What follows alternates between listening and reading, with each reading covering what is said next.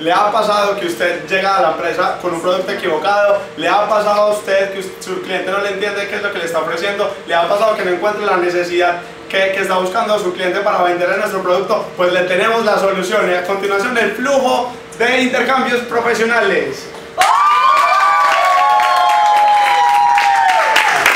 Como pueden ver, inteligencia de mercados, ella muy bonita, va a hacerles el desfile.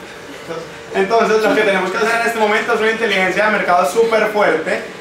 Lo que tenemos que hacer en este momento es poner a todo el equipo o una coordinación encargada de hacer como toda una inteligencia donde busquemos cuáles son las necesidades de las empresas, donde encontremos cuál es el mercado de la ciudad como tal, cuál es el mercado, si es metalmecánico, si es de alimentos, si es industrial, si es de producción, y así vamos a pasar al siguiente punto, que es la señorita de clusterización.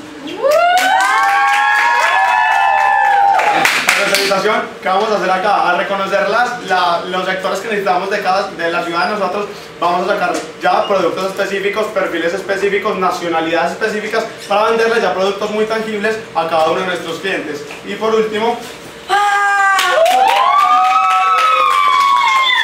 ya tenemos los subproductos y aquí es donde entra, donde hace todo el flujo desde la inteligencia de mercados, donde vamos a sacar la promoción como tal y donde vamos a sacar los entregables que le vamos a dar al cliente taker para que de verdad quieran nosotros y entienda qué es lo que le estamos ofreciendo.